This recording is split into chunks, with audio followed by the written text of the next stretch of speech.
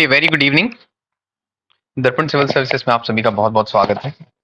देखिए, हमने जो आर्ट एंड कल्चर वाला पोर्शन और लिटरेसी इसमें ऐड है ना, कला, साहित्य और संस्कृति, ये वाला पोर्शन जो कल से स्टार्ट कर दिया था, इस पोर्शन का नेक्स्ट पार्ट हमारा बचा है। 2 ही वीडियो में हमें पूरा संपूर्ण जो आर्ट एंड कल्चर है इसको कंप्लीट करना है। देखिए, क्लासेस आपके लिए बहुत ज्यादा महत्वपूर्ण होने वाली है। आपने अभी तक जो क्लासेस की है कल की, आई होप आपको सारा कुछ समझ में आया होगा। उसमें हमने सारे जितने भी शिल्प मतलब कला से रिलेटेड आपके लोक गायन, लोक कला, शिल्प कला, सारा कुछ कवर किया हुआ है। जनजातीय व्यक्तित्व हमने वहां पर देखा है और साथ ही साथ साहित्यकारों को भी जाना था। तो उन सभी को, अगर जिन व्यक्तियों ने ये वीडियो पहली बार देख रहे हैं, तो उस लास्ट वीडियो को भी आप जाके देख सकते हैं। चलिए, आज स्टार्ट करते हैं हम शिल्प कला से, है ना। टाइम वैसे भी हो गया है, आप लोग भी बढ़िया से खाना पीना खा के बैठे हैं और शिल्प कला वाला जो टॉपिक है उसको स्टार्ट करते हैं।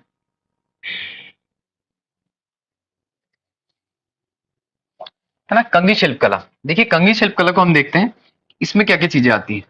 कंगी शिल्प कला, देखिए सबसे पहली शिल्प कला है ये। कंगी शिल्प कला में आपको पता है कि जो कंगी कोम होती है उसको आप लोग यूज करते हैं। इस तरह की कंगियां जो होती है वो बनाई जाती है आपके बंजारा जाति के, जो जनजाति के लोग होते हैं उनके द्वारा। बंजारा जाति के जो लोग होते हैं इनके द्वारा बनाई जाती है। बंजारा ट्राइब्स इसको बनाने का काम करती है। मध्य प्रदेश में आपको पता है कि जो बंजारा जनजाति होती है ये मध्य प्रदेश के पश्चिमी क्षेत्रों में पाई जाती है, जहां पर मूल रूप से आपके जो राजस्थान से जुड़े हुए सटीक क्षेत्र होते हैं, वहां से जो रतलाम है आपका, है ना, और आपका नीमच है, उसके साथ ही साथ उज्जैन वाले, इस रीजन में आपको ये शिल्पकारी देखने को मिलेगी। देखिए, कंगी शिल्पकारी के बारे में बोला जाता है कि जो बंजारा जनजाति होती है, देखिए आपको यहाँ पे जो महिलाएं दिख रही है, सबसे ज्यादा आभूषण प्रिय होती है ये, ठीक है। आभूषणों का बहुत ज्यादा उपयोग किया जाता है इनके द्वारा। साउंड आ रहा होगा आप लोगों को, स्टार्ट हुई। देखिए, यहाँ पे जो बंजारा जाति है, इसके द्वारा, जनजाति के द्वारा इसका आविष्कार किया गया था। बंजारा जनजाति जो है बहुत ही ज्यादा आभूषण प्रिय होती है। इनको सजना संवरना और आभूषणों को, नए नए ऑर्नामेंट्स पहनना बहुत ज्यादा पसंद होता है। इसी कारण से इनको जो अपने केशों को संवारने के लिए एक यंत्र की आवश्यकता पड़ी कि भाई किस तरह से हमको संवार सकते हैं, किस तरह से इसमें जो लटें हैं उसको, उलझी हुई लटों को सुलझा सकते हैं। इसके लिए इन्होंने एक आविष्कार किया इस यंत्र का, जिसको बाद में कहा गया कॉम या कंगी। सबसे पहले कॉम का आविष्कार करने की जो श्रेणी है, जिसको जाता है श्रेय, वो आपकी ये जनजाति थी। नेक्स्ट आपका आता है कास्ट शिल्प। देखिए, कास्ट शिल्प का मतलब, कास्ट मतलब होता है लकड़ी। लकड़ी से संबंधित जो भी शिल्प किया जाता है, शिल्पकारी, उसको आप कास्ट शिल्प की श्रेणी में लेते हैं। जहां आप मंडला, बैतूल, होशंगाबाद, ये प्रमुख क्षेत्र देखते हैं जो कास्ट शिल्प से बहुत ज्यादा महत्वपूर्ण आपके होते हैं। मतलब यहाँ इन क्षेत्रों में कास्ट शिल्प का उपयोग किया जाता है बहुत ज्यादा। देखिए, कास्ट शिल्प का मतलब ये जो इस तरह के आपके दरवाजे होते हैं, पलंग होते हैं, खिलौने होते हैं लकड़ी के, उन सबको बनाने का काम किया जाता है। इनके आधार पे आप क्या करते हैं कि जो लकड़ियां होती है उस पर नई नई आकृतियां उकेरते हैं, उनमें नए डिजाइन देते हैं। जो ये सब काम आपके द्वारा किया गया है, तो टेलीग्राम पे डाल देना, ठीक। ये जो सारा काम किया जाता है, इसे आप क्या कह देते हैं, कास्ट शिल्प कहते हैं। अब कास्ट शिल्प में आपको 2 चीजें और देखनी है, बहुत बहुत ज्यादा इंपॉर्टेंट। ये एक आकृति आपको दिख रही होगी, जिन लोगों को समझ में आ रहा है वो बता दीजिए कि कौन सी आकृति है। इसको बोलते हैं क्या, मृतक मंडक होते हैं, ठीक है। जो मृतक स्तंभ या मंडो, आपकी कोरकू जनजाति में इसका उपयोग किया जाता है, कास्ट मंडो का। तो कास्ट मंडो के रूप में आप इसको देखते हैं। जब भी कोई व्यक्ति मर जाता है कोरकू जनजाति में, जिसका देहांत हो जाता है, उसको जहां पे दफनाया जाता है, उसके दफनाने के ऊपर क्या करते हैं, एक लकड़ी का मंडप बना दिया जाता है, मंडो बना दिया जाता है। और ये मंडो क्या किया जाता है, इस मंडो के माध्यम से वहां पे पता चलता है कि भाई इसमें कोई प्रतीकात्मक रूप से किसी व्यक्ति को रखा गया है या किसी को दफनाया गया है। तो ये आपके द्वारा बनाया जाता है कोरकू जनजाति। बात करते हैं भीलों की, एक कलात्मक चित्रकार, कलात्मकता होती है जिसको बोलते हैं दिवाणिया, है ना। तो दिवाणिया में भी इसका उपयोग किया जाता है कास्ट मंडपों का, ठीक है। तो ये दोनों काम यहाँ पे आपको समझ में आए होंगे। आई होप ये कास्ट शिल्प आपको समझ में आ गया। कास्ट शिल्प में क्या करते हैं हम, मंडला, बैतूल, होशंगाबाद क्षेत्र में बहुत ज्यादा फेमस है। इसके काम किए जाते हैं, जो आपके होशंगाबाद वाला बुधनी घाट है वहां पे इसके खिलौने वगैरह बनाए जाते हैं। साथ ही साथ दरवाजे, गाड़ियों के पहिए, मुखेटे, है ना, शीशम और सागौन की लकड़ी के द्वारा निर्मित किए जाते हैं। 2 जनजातियों में कास्ट शिल्प बहुत महत्वपूर्ण है। एक आपका कोरकू में, जिसमें आप क्या बनाते हैं, जो आपके मृतक मंडो या मंडो को बोलते हैं वो बनाया जाता है, और भील जनजाति में आपके दिवाणिया का कलात्मकता यहाँ पे दिखाई देती है। इतनी चीजें यहाँ पे आपको समझ में आ गई होगी। फिर नेक्स्ट आता है आपकी धातु शिल्प। देखिए, धातु शिल्प की जब आप बात करते हैं तो धातु शिल्प का मतलब क्या होता है, जब भी आप टीकमगढ़, बैतूल वाले रीजन में जाएंगे तो आपको इस तरह की धातुएं दिखने को मिलती है। जो माता रानी की आप यहाँ पे मूर्ति देख रहे हो, ये धातु मूल रूप से आपको देखने को मिलती है कि इनको कैसे बनाया जाता है। जैसे ही आप सतना के उचेहरा में जाते हैं तो आपके बटलोही के पात्र मिलते हैं। ये कांच के बने हुए पात्र होते हैं, इनको आप बटलोही के पात्र कहते हैं। देखिए मध्य प्रदेश में जो धातु शिल्पकला, इसकी गुणवत्ता जो है बहुत ही उत्कृष्ट है, जिसमें आप देखेंगे गांव के कारीगर जो होते हैं वो पीढ़ी दर पीढ़ी क्या करते हैं, इसमें महारत हासिल कर रहे हैं। जहां जहां ये फेमस है, गोंड, मोरिया, इन दोनों जनजातियों के द्वारा बहुत विशेष रूप में इस शिल्प को अपनाया गया है। गोंड या मोरिया जनजाति इसकी उपजाति होती है गोंडों की, इनके द्वारा एक हाथ शिल्प का उपयोग किया जाता है। इसमें बेल धातु, सोना, चांदी, कांसा से मिश्रित धातु व लोहा आदि का उपयोग इसमें किया जाता है। धातु शिल्प, देखिए धातु शिल्प है, इससे आपको समझ में आ रहा होगा इन ऑब्वियस कि धातु का मतलब जितने भी आपके पास धातु होती हैं उनका उपयोग करके इसको बनाया जाएगा। ठीक है, इसमें विशेष रूप से नरसिंहपुर जिले का पीतल, तांबे के और दतिया सागर में बेल धातु के कलात्मक जो बर्तन होते हैं वो बहुत ज्यादा फेमस मिलते हैं आपको। इतनी चीजें आपको यहां समझ में आ गई। अब हम धातु शिल्प में एक एक जो श्रेणियां उनको देख लेते हैं। देखिए सबसे पहले बात करेंगे टीकमगढ़ में पीतल शिल्प। जो पीतल धातु होती है इसका शिल्प टीकमगढ़ में बनाया जाता है, जिसमें मिट्टी की प्राथमिक सांचा तैयार किया जाता है। मिट्टी में क्या करते हैं, हम एक सांचा तैयार करते हैं, ठीक है, और उसको तैयार करने के बाद उसे जिसमें तैयार किया जाता है उसे कहते हैं आप गाबो, है ना। मूर्तियों और अधिकतम स्पष्ट लाने के लिए इनमें कापो प्रक्रिया अपनाई जाती है। कापो प्रक्रिया अपनाई जाती है, उसमें क्या रखते हैं हम, हाथ डाल के फिर देखते हैं चीजों को। टीकमगढ़ क्षेत्र में राधा कृष्ण की जो मूर्ति होती है पूरे देश भर में फेमस है, बहुत ज्यादा। राधा कृष्ण की आप जो मूर्ति देखते हो टीकमगढ़ में बहुत ज्यादा फेमस है। ये आपके किस शिल्प से संबंधित है, टीकमगढ़ में पीतल शिल्प से, टीकमगढ़ का पीतल शिल्प। नेक्स्ट अब आपको जो देखना है वो देखना है क्या, अगरिया का लोहा शिल्प। देखिए अगरिया जो जनजाति होती है इसके द्वारा जो लोहा शिल्प है उसका उपयोग बहुत किया जाता है। आपको वैसे भी पता है कि अगरिया जाति, इनके जो देवता होते हैं लोहासुर, वो किसमें निवास करते हैं, भट्टी में, धधकती हुई भट्टी में वो निवास करते हैं, उनका निवास स्थान माना जाता है। तो यहाँ पे जो अगरिया जनजाति है वो लोहे को पिघलाकर तीर, भाला, कुल्हाड़ी, चाकू आदि का निर्माण करते हैं। ये जनजातियां मुख्य रूप से ढिंडोरी, बालाघाट, मंडला, सीधी और शहडोल में पाई जाती है। लोहे को पिघलाने के तरीके के आधार पर जनजाति को दो भागों में विभाजित किया गया है, एक पथरिया गरिया और कुटिया गरिया। ये जनजातीय मानदंड है ना। मूल रूप से आपको ये समझना है कि ये देखिए आपको यहाँ पे दिखती है भट्टी जलती हुई, इसमें लोहे को हम क्या करते हैं, लाते हैं और उसको पिघलाएंगे और बाद में उसको क्या करते हैं, यहाँ पे ठोका पीटी की जाती है और उसको नए नए आकार में ढाला जाता है। तो ये काम किया जाता है आपके अगरियाओं द्वारा लोहा धातु में। उसके बाद बात करते हैं दूसरा जो बैतूल का भरेवा शिल्प। देखिए भरेवा शिल्प यहां से सीधा सीधा क्वेश्चन आता है, कहां पे फेमस है, तो भरेवा शिल्प मूल रूप से आपके बैतूल में है। ठीक है, धातुओं की ढलाई की जाती है। भरेवा का मतलब ही होता है कि धातु की ढलाई इसमें की जाती है। इसमें भरेवा कलाकार व्यक्ति इच्छाओं और मान्यताओं के अनुसार ही मूर्ति का निर्माण करते। ये देखिए यहाँ पे जो भरेवा कलाकार है इस तरह के आर्ट को वो बनाने का काम करते हैं। ये एक प्राचीन आर्ट है जिसमें क्या किया जाता है, भरेवा कलाकार जो आपके धातु वगैरह होते हैं इनको डालते हैं और सांचे में जिस तरह का धातु आपको बनाना होता है, ये मूर्ति अगर बनानी है गणेश जी की, इसका ऑलरेडी सांचा होता है, उस सांचे में पिघला के वो भर देंगे और आपको मूर्ति बना के दे देते हैं। उसके साथ ही साथ जो तीसरी आपकी आती है ना, तीसरी जो धातु उसको देख लेते हैं। तीसरी आपकी धातु आती है मंडला का बर्तन शिल्प। देखिए मंडला का जो बर्तन शिल्प है ये भी बहुत ज्यादा फेमस है।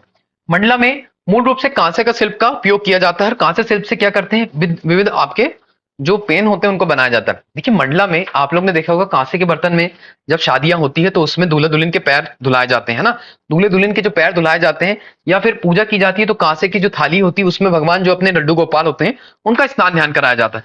तो वो बनाने का जो काम होता है स्थानीय स्तर पर ही मंडला के शिल्पकार द्वारा किया जाता है। कांसे की थाली, इसको दहेज में भी दिया जाता है, ठीक है, स्थानीय स्तर पर। तो जो लोग ऑनलाइन देख रहे हैं वो अपने अपने दहेज में इसकी डिमांड कर देना ना, कल बात हुई थी हमारी उसमें। अब नेक्स्ट बात करते हैं जो आपकी चिचली का पीतल शिल्प। देखिए चिचली का जो पीतल शिल्प है, चिचली आपका नरसिंहपुर में पड़ता है। नरसिंहपुर में गांव है चिचली, वहां पे पीतल धातु से बहुत सारे ऑर्नामेंट बनाए जाते हैं, जहां पे घंटियां, मंजीरे, है ना, झांझ, घड़ियाल, ये सारी चीजों का निर्माण किया जाता है। तो ये नाम आपसे पूछा जा सकता है कि जो चिचली का शिल्प है वो किससे संबंधित है, तो धातु शिल्प से संबंधित है जो पीतल धातु से और नरसिंहपुर में मुख्य रूप से होता है, जहां पे आप कसेरे, ठठेरे, तमेरे, है ना, आदि शिल्पकारों को देख सकते हैं कि इस तरह के कसेरे नलाकार होते हैं। ये आपका हो गया चिचली। नेक्स्ट अब हम देखते हैं कौन सा, उचेहरा का धातु शिल्प। देखिए उचेहरा के धातु शिल्प की जब हम बात करें तो सतना में एक जगह पड़ती है उचेहरा, सतना में एक जगह है उचेहरा, वहां पे कांसा, है ना, उसके उपयोग करके क्या करते हैं, थाली और बटलोही के पात्र बनाए जाते हैं। कांसे की थाली भी बनाते हैं और बटलोही के पात्र भी बनाते हैं। तो ये काम मूल रूप से किया जाता है। आपने जो अभी धातु शिल्प पढ़ा उसमें आपने देखा था भाई चिचली का पीतल शिल्प जो नरसिंहपुर में है, दूसरा आपने देखा है उचेहरा का धातु शिल्प जो आपके किस क्षेत्र में पड़ता है, सतना में पड़ता है, जहां पे आप बटलोही के पात्र बनाए जाते हैं। ये बड़े बड़े पात्र होते हैं जिनके यहाँ शादी ब्याह होते हैं, तो आपको पता है बघेलखंड के जो लोग होंगे उनको पता है इस तरह का जो जो एक धातु है, मतलब इस तरह का जो एक बर्तन होता है उसको देखा है सबने, बटलोही कहते हैं उसे। नेक्स्ट बाथ शिल्प। देखिए बाथ शिल्प और आपका प्रस्तर शिल्प, दो चीजें आपको देखनी है। बाथ शिल्प में जब आप देखते हैं तो झाबुआ और मंडला में प्रमुख रूप से, और बालाघाट, आपको पता है मध्य प्रदेश में झाबुआ, मंडला और बालाघाट ये बाथ शिल्प के बहुत प्रमुख केंद्र है ना। इसके साथ साथ दैनिक कार्यों में कलात्मक वस्तुएं बनाने के लिए काम होता है। आपको पता है सूपा बनाए जाते हैं, है ना। उसके साथ ही साथ झाड़ू बनाई जाती है, और आपके सजावट की सामग्री बनाई जाती है, डलिया, टोकरी, ये सब का निर्माण किया जाता है। ये आपको आर्टिस्ट दिख रहे हैं, ये डलिया टोकरी बनाने का काम कर रहे हैं इनके द्वारा। ठीक है, तो ये सारा का सारा काम यहाँ पे होता है, जहां पे मंडला, उमरिया, बैतूल, झाबुआ प्रमुख रूप से ये केंद्र है इसके। सजावट की वस्तुएं, नाइट लैम्प, टोकरी, बहुत कुछ होता है।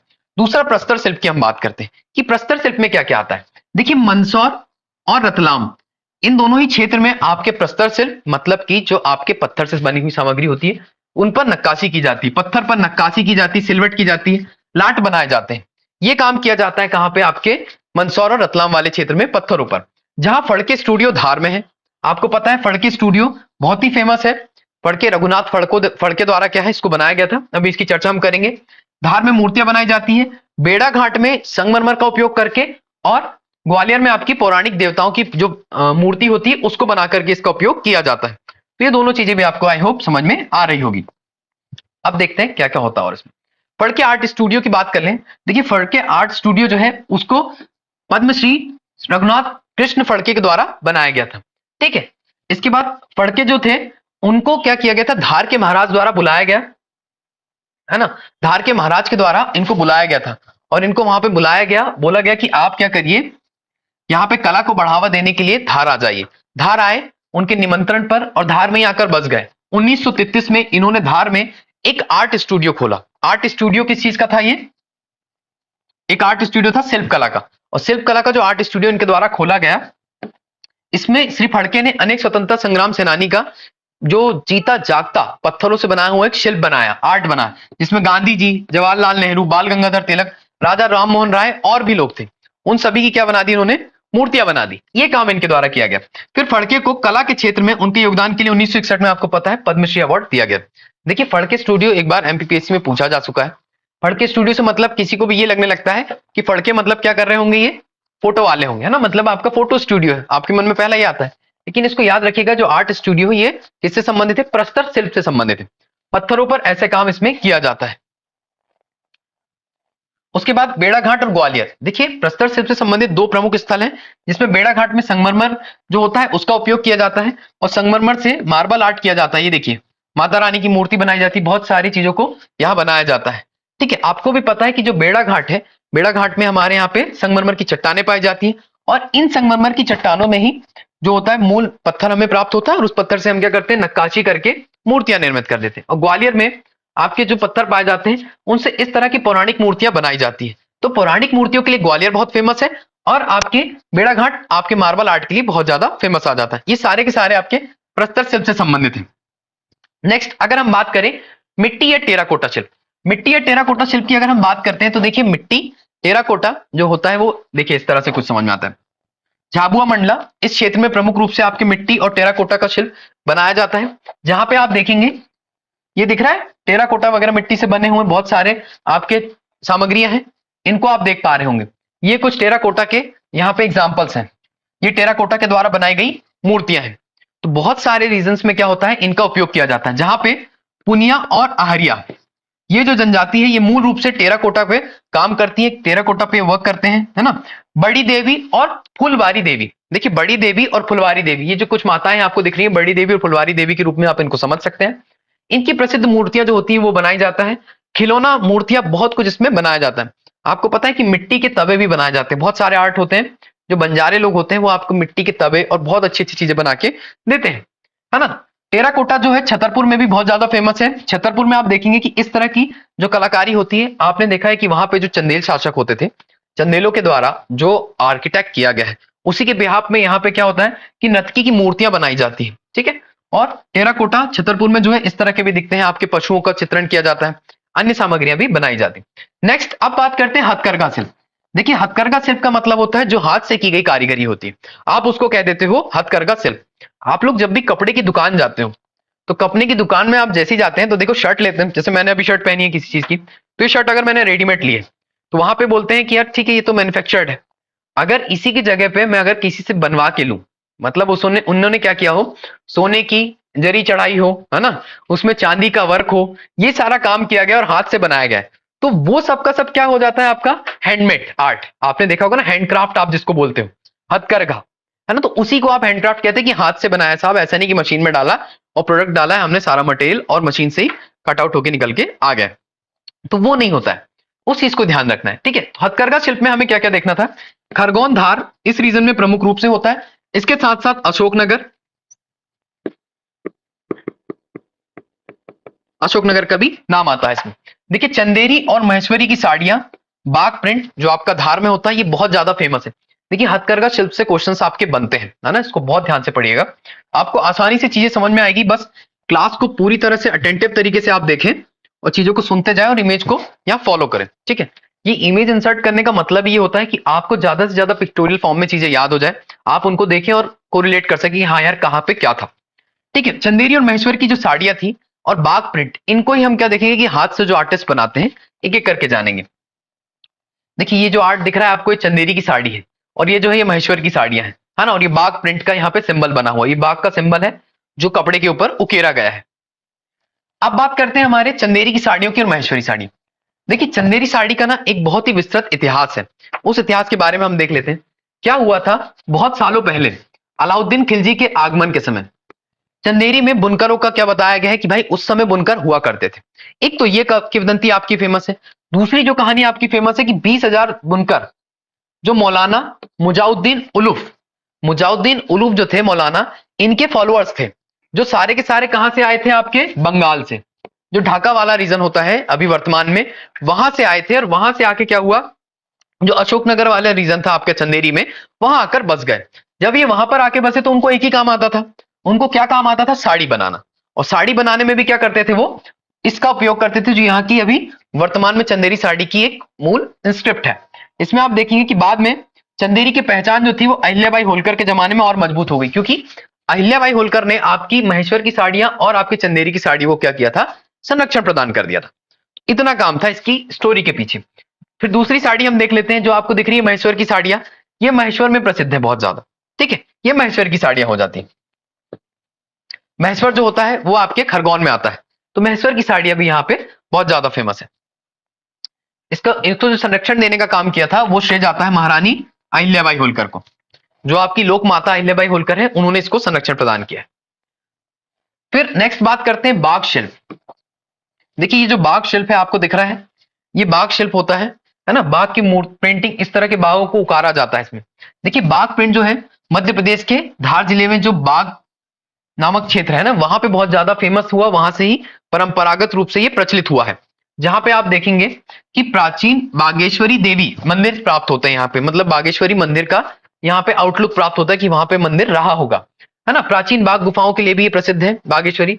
प्रिंटिंग और फैब्रिक ट्रीटमेंट की एक प्रक्रिया बहुस्तरीय रूप में यहाँ पे होती है, जिसमें कलर ट्रीटमेंट, फैब्रिकेशन को भिगाना, है ना, उबालना, ये सारे काम किए जाते हैं, है ना। इसमें आपको मैं दिखा देता हूं, देखिए ये जो बाग प्रिंट है, ये लोग क्या कर रहे हैं, इसके ऊपर प्रिंट कर रहे हैं कपड़े के ऊपर, और इस कपड़े के ऊपर प्रिंट करते हैं। जब प्रिंट हो जाता है 8-10 दिन के लिए इसको रख देते हैं, 8-10 दिन के लिए क्या करते हैं, इसको सुखाते हैं, रखते हैं, फिर उसको क्या कर लेते हैं, धो दिया जाता है। प्रिंटेड मटेरियल को आप धो देते हैं, धोने के बाद जब वो निकलता है, सुखाते हैं उसको, तो आपको कुछ इस तरह का मटेरियल बन के मिलता है। तो ये जो प्रिंट है ये आपका कौन सा प्रिंट हो जाता है, बाग प्रिंट। उसके बाद जूट हस्तशिल्प। देखिए जूट, आपको पता है कि जूट जो है सबसे ज्यादा जो बंगाल वाले रीजन में होता है, लेकिन उसका प्रभाव भी मध्य प्रदेश में भी देखने को आपको मिलता है।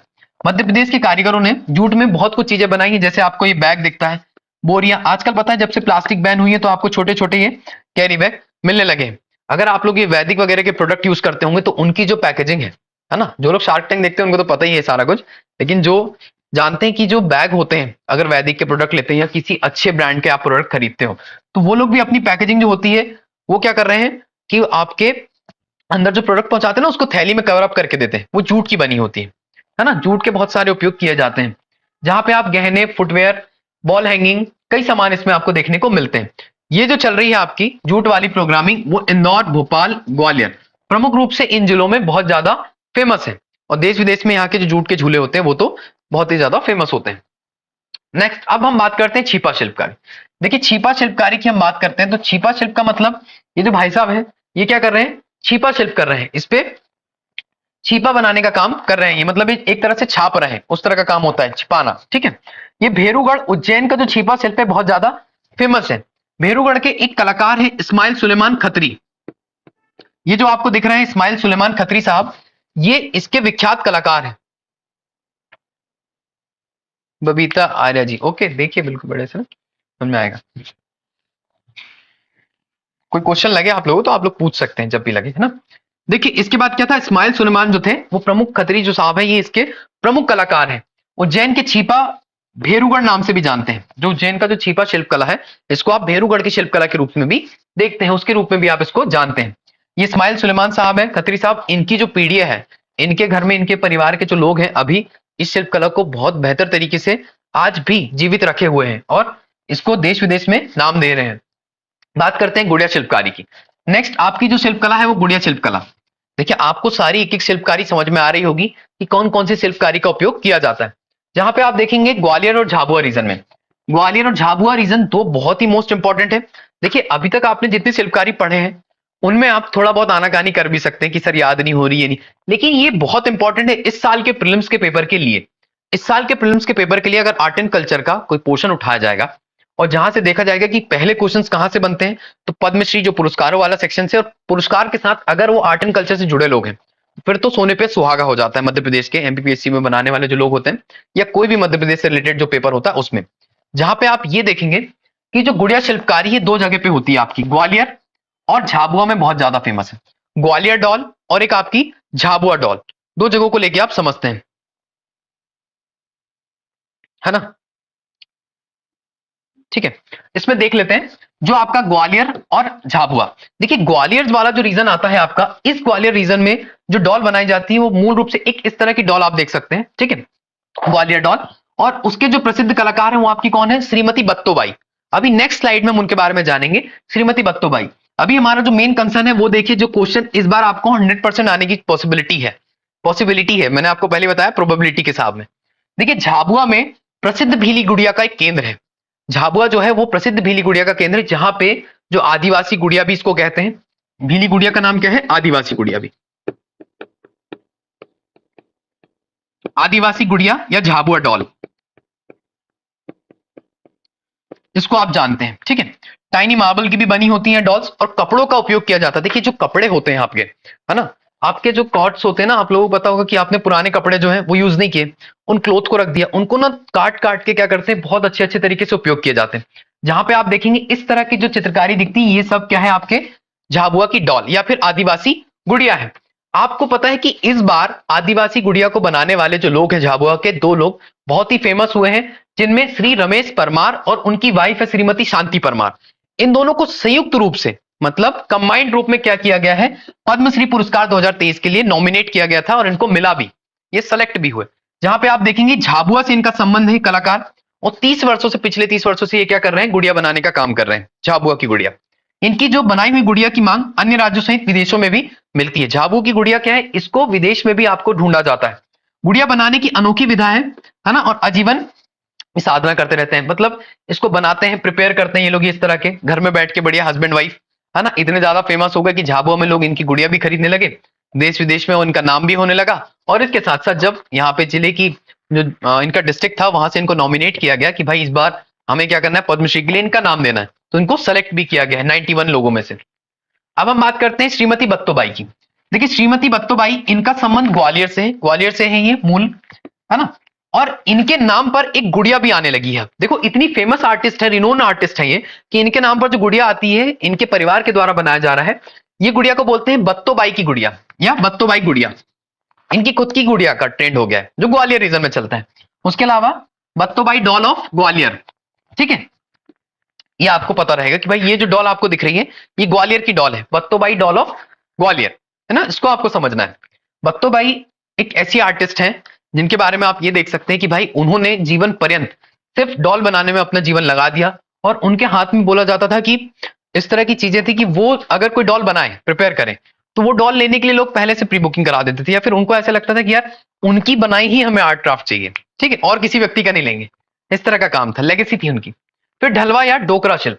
देखिए ढलवा या डोकरा शिल्प की अगर हम बात करें कि ढलवा शिल्प क्या होता है, डोकरा शिल्प क्या होता है, तो ढलवा या डोकरा शिल्प की अगर हम बात करें तो ये आपको नजर आ रहा होगा, ये डोकरा शिल्प से बनाया गया है ना। डोकरा क्या होता है, art the earliest known method of non ferrous metal, है ना। आपने देखा होगा जब अपन लोग उसमें जाते हैं नवरात्रि में अभिव्यक्ति वगैरह में जाते हैं, ठीक है, तो जो महिलाएं होती हैं वो बोलती है ना कि यार इस तरह के हमें ऑर्नामेंट चाहिए। वो बोलते हैं हम लोग कि यार ये तो नए नहीं लग रहे। जैसे मैं अपने फ्रेंड्स के साथ गया, है ना, तो अपने फ्रेंड्स के साथ जब मैं गया नवरात्रि में अभिव्यक्ति, मुझे लगा यार ये इसने पता नहीं कैसे पहन के आ गए, ये तो ऑफ है पूरे। फिर जब वहां जाके पता चला कि यार ये तो ट्रेंड है, सारे लोग ये पहन रहे हैं। इसका मतलब वो क्या था, मतलब हमारे लिए तो नया होता है कि यार अपने लिए ऑर्नामेंट बिल्कुल नया, वो उड़े हुए कलर के होते हैं, ऐसा लगता है बहुत पुराने रखे हुए उनको पहन रहे हैं वो। तो वो जबकि ढोकरा शिल्प कला के क्या होते हैं, एग्जाम्पल्स होते हैं। Dhokra is the art of sculpture, है ना, जो brass using the ancient technique of method, जिसको बोलते हैं वैक्स कास्टिंग। ये आपको दिख रहा है जितने ढोकरा, इनको क्या कर दिया जाता है, ढालते हैं हम किसी चीज में, है ना, और ढालने के बाद इसको निकाला जाता है। देखिए ऐसे लगते हैं कि बहुत पुराने होंगे, जो इसके आप स्कल्पचर देखेंगे तो वो लगेगा देखने में कि यार बहुत पुराना आर्टिस्ट है, ठीक है, आर्किटेक्चर है। इसका मैं आपको एक सिमेट्रिकल बता सकता हूँ, हमारे ऑफिस में माँ सरस्वती जी की मूर्ति रखी हुई है ना। वो क्या कैमरा में उधर टर्न आउट नहीं कर सकता, नहीं तो आपको दिख जाता है कि ढोकरा शिल्प कैसे होता है। अब नेक्स्ट हम बात करते हैं लाख शिल्प कला। लाख शिल्प कला को हम देखते हैं कि लाख शिल्प कला में क्या क्या चीजें आती हैं। देखिए लाख शिल्प कला इंदौर, उज्जैन, रतलाम में बहुत ज्यादा ही फेमस है ना। और ये जो लाख शिल्प कला है, इसको प्रमुख रूप से जो जनजाति करती है उसको बोलते हैं हम लखार जनजाति। और मध्य प्रदेश में जो लाख का सरकारी कारखाना है वो कहां पे है, ये आप लोग कमेंट बॉक्स में बताएंगे, जल्दी से चैट बॉक्स में जितने लोग देख रहे हैं वो बताएंगे कि लाख शिल्पकारी का जो उमरिया में, मतलब सॉरी, जो सरकारी कारखाना है वो कहां पे है, ये बताना है आपको। अब देखो लाख का कहां उपयोग होता है, आप लोग लकड़ियों में देखते होंगे, जो बबूल और अन्य लकड़ियां होती है उनमें लाख लगी होती है, रेड रेड। उस लाख को निकाला जाता है ना, और उस लाख से इस तरह की चूड़ियां, ऑर्नामेंट्स और भी बहुत सारी चीजें बनाई जाती हैं जो साजो सज्जा का सामान होता है, वो सभी का उपयोग किया जाता है। आपसे यहां से जो क्वेश्चन पूछे जा सकते हैं, वो एक क्वेश्चन तो इंदौर, रतलाम, उज्जैन इस रीजन में होता है, दूसरा क्वेश्चन लखार जनजाति के द्वारा, और तीसरा क्वेश्चन आता है कि लाख का सरकारी कारखाना कहां पे, तो वो कारखाना आपका उमरिया में है। नेक्स्ट अब हम बात करते हैं कि आपने क्या क्या पढ़ के आ गए। आपने कंगी शिल्प कला पढ़ लिया, आपने कास्ट शिल्प कला पढ़ लिया, धातु शिल्प कला, बांस शिल्प कला, प्रस्तर, सबको जल्दी जल्दी क्विक में रिवाइज करेंगे। कंगी शिल्प कला बंजारा जनजाति के द्वारा बनाई जाती है, प्रमुख रूप से फेमस कहां पे है, मध्य प्रदेश और राजस्थान से सटे हुए जिलों में, वो याद करना है आपको। कास्ट शिल्प कला मंडला, बैतूल और होशंगाबाद वाले रीजन में थी, जहां पे लकड़ियों के ऊपर क्या किया जाता था, नक्काशी की जाती थी, दरवाजों में, खिलौनों में, मुखौटों में, अन्य में। उसके अलावा धातु शिल्प कला टीकमगढ़ और बैतूल में होता था, जहां पे आप देखते थे धातुओं से आभूषण बनाए जाते थे, बर्तन बनाए जाते थे, देवी देवताओं की मूर्तियां बनाई जाती थी। सतना के उचेहरा में क्या होता था, बटलोही नामक पात्र बनाए जाते थे, ठीक है। उसके साथ साथ हमने रीजनल इसके धातु शिल्प कला के और भी टाइप्स देख लिए थे। फिर बात शिल्प कला में आपने देखा मंडला, बालाघाट, है ना, और झाबुआ, इसमें बहुत ज्यादा फेमस थे, जहां पे आपके बांस के बहुत सारे स्कल्पचर बनाए जाते थे, जिसमें टोकरी हो गया है, झाड़ू हो गया है, अन्य सामग्री इसमें बांस की बनाई जाती थी, साजो सज्जा का सामान।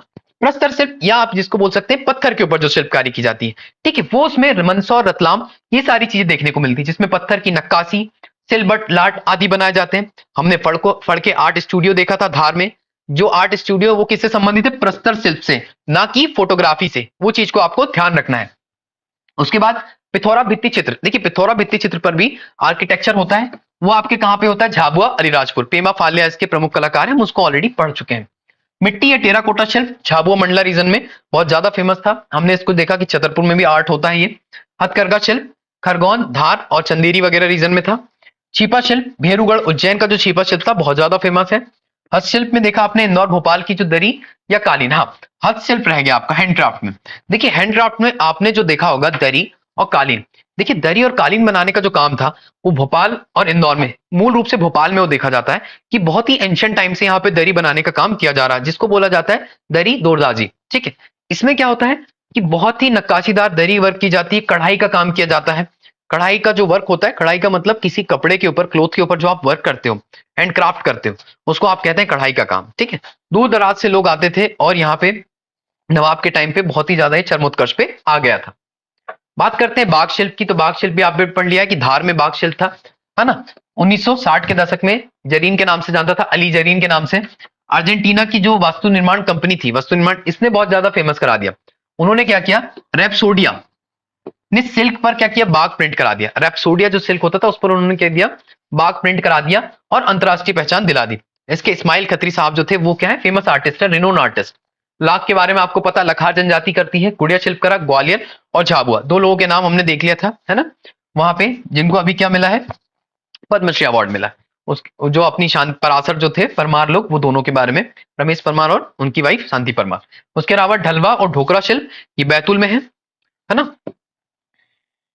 तो ये सारे के सारे आपका क्या था, इससे संबंधित। अब शिल्प कला के संबंध में एक छोटी सी चीज थी कि हमारे यहाँ जो हैंडक्राफ्ट होता है उसको प्रमोट करने के लिए एक संस्था है ना, जो संस्था किसकी, मृगनयनी मध्य प्रदेश एम्पोरियम के नाम से जानी जाती है। ये लघु उद्योग निगम, है ना, मर्यादित की एक इकाई के रूप में काम करती है, एक यूनिट के रूप में काम करती है। इसमें क्या होता है, जो कपड़े होते हैं ना, आपकी साड़ियां वगैरह होती है, इनको प्रमोट किया जाता है मूल रूप से। ये भारत में बहुत सारे स्टोर हैं इसके, एमपी के बाहर भी स्टोर्स हैं, है ना। तो इसके बारे में आपको बस इतनी चीजें याद रखनी है। तो ये आपका जो था शिल्प कला वाला पोर्शन पूरा कवर अप हो गया है, जहां पे आपने पूरी शिल्प कला को कवर कर लिया। नाउ नेक्स्ट, अब इसमें कोई डाउट है किसी को शिल्प कला में, एक बार आप ऑनलाइन वाले बता दीजिए, ऑफलाइन, ओके।